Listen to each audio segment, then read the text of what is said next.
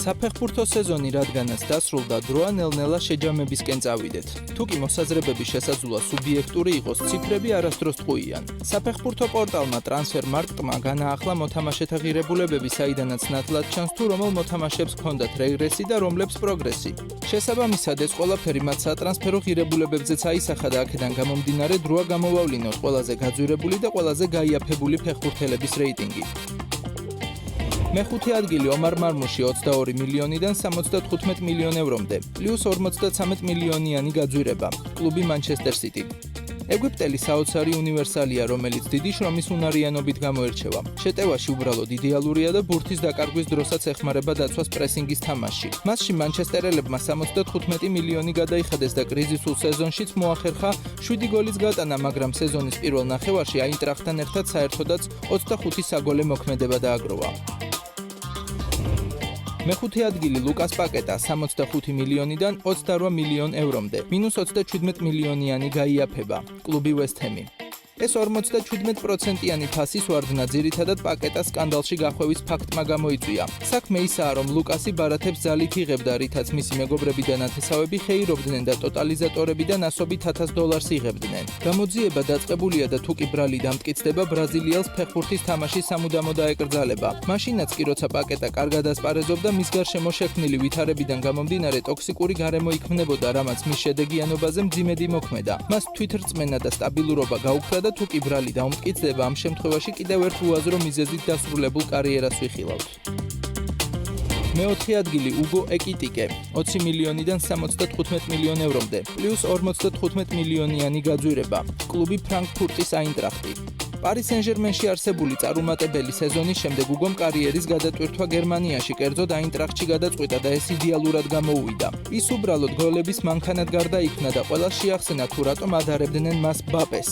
სეზონის პირველ ნახევარში მკვლელ დუეტს ქმნიდა ზემოთ ნახსენებ ომარ მარმუშთან, მაგრამ მისი წასვლის შემდეგ სოლო შემსრულებლად ასპარეზობაც არ გასჭირვებია. 22 გოლი და 12 ასისტი, ასე გამოიყურება მისი მონაგარი და ეს ყველაფერი 22 წლის ასაკში.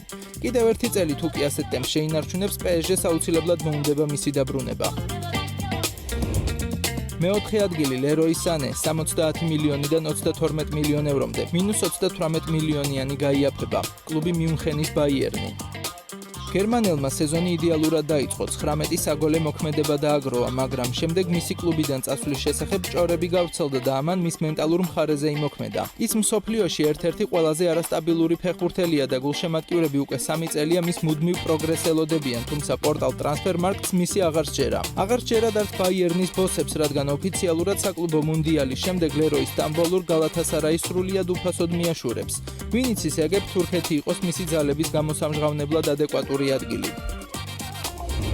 მესამე ადგილი დეზირე დუე 30 მილიონიდან 90 მილიონ ევრომდე, პლუს 60 მილიონიანი გაძვირება, კლუბი პარი სენ-ჟერმენი.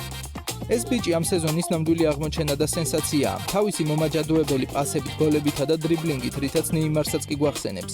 ყველაზე მნიშვნელოვან მატჩში, ჩემპიონთა ლიგის ფინალში 2 გოლი და საგოლე გადაცემაც მიითვალა, რითაც მატჩის საუკეთესო მოთამაშის ჯილდოც დაიმსახურა. ბაპეს წასვლა ისე არავის მოუხდა, როგორც დუეს, რომელმაც ფრთები გაშალა და თავისი პოტენციალი ბოლომდე გამოავლინა. ის დემბელესა და კვარაცხელიასთან ერთად პარიზელების მთავარი მამოძრავებელი ძალაა შეტევაში და 31 საგოლე მოქმედებაც ჩაიწერა აქტივში. დუეს საუკეთესო ახალგაზრდა მოთამაშედ დასახელდა ჩემპიონთა ლიგაზე, ლიგა 1-ში და ყველა ტურნირის სიმბოლურ ნაკრებშიც მოხვდა, სადაც კი ითამაშა.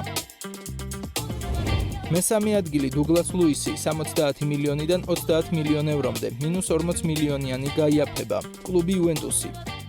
51 მილიონად ასტონ ვილადან იუვენტუსში გადასვლა ფურცელზე იდეალურად გამოიყურებოდა, მაგრამ რეალურად დუგლას ლუისი უბრალოდ ჩაიკარგა. არანაირი დომინაცია მოედნის ცენტრში, ბავშვური დაკარგვები და ეს ყველაფერი მის ღირებულებაზეც აისახა. გასულ წელს მას 19 შედეგიანი მოქმედება ჰქონდა მოედანზე, წელს კი 0. დიახ, 2024-25 წლების სეზონში დუგლას მოედანზე საერთოდ არაფერი გამოუვიდა. ექსპერტები წერენ, რომ ლუის იტალიის ჩემპიონატი არ მოუხდა, მაგრამ რეალური მიზეზი ფეხბურთელმა საკუთარ თავში უნდა ეძებოს. მეორე ადგილი პედრი 80 მილიონიდან 140 მილიონ ევრომდე, პლუს 60 მილიონიანი გაძვირება, კლუბი ბარსელონა.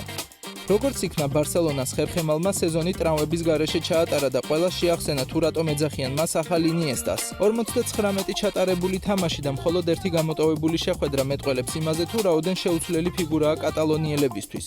პედრი აკონტროლებს თამაშის ტემპს, დირიჟორობს გუნდს, ცვლის თამაშის მიმართულებას და რაც მთავარია ინარჩუნებს სტაბილურობას. ესპანეთის ჩემპიონატში გაკეთებული ზუსტი პასებით და ზოგადად გადაცემებით ესპანელი საუკეთესო სამეულშია. ამან კი ლა ლიგის სიმბოლურ გუნდში ადგილი მოუტანა, თანაც ჯერ მხოლოდ 22 წლის არის. მეორე ადგილი ედუარდო კამავინგა 100 მილიონიდან 60 მილიონ ევრომდე, -40 მილიონიანი გაიაფება კლუბი მადრიდის რეალი.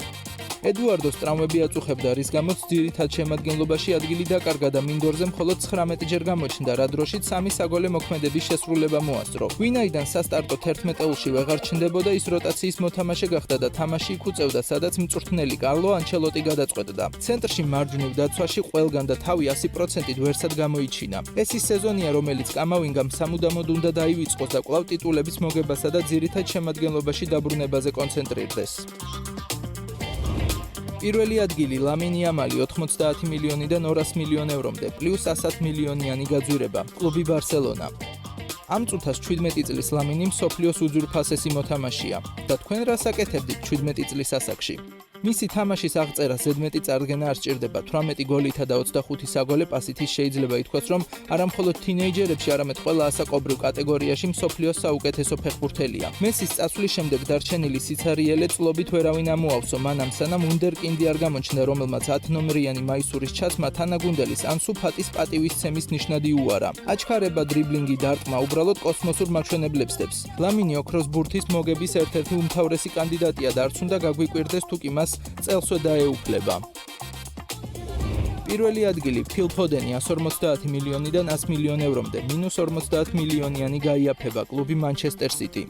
2024 წლის ინგლისის პრემიერ ლიგის საუკეთესო ფეხბურთელს წელს საკუთარ კლუბთან ერთად უბრალოდ საშინელი სეზონი გამოუვიდა. ფოდენი ზემოთ ნახსენების სანესავით არასტაბილური იყო, ხან გამოანათებდა ჯადოსნური მომენტით და ხანაც გაუჩინარდებოდა. ვინაიდან სიტის თავდასხმის ხაზში კონკურენცია საშინლადაა გაზრდილი, სასტარტო შემადგენლობაში მოსახვედრად ბრძოლა ყოველდღე არის საჭირო. ფოდენს კი რატომღაც ყველაფერი გარანტირებული ეგონა. სწორედ აქედან დაიწყო მისი პრობლემებით, სერიოზული ვარდნა ფორმის და ასევე შედეგიანობისაც, რამაც გუნდზე ტრავმების ეპიდემიასთან ერთად საშინელი ზეგავლენა მოახდინა და მთლიანობაში სეზონი ჩავარდა.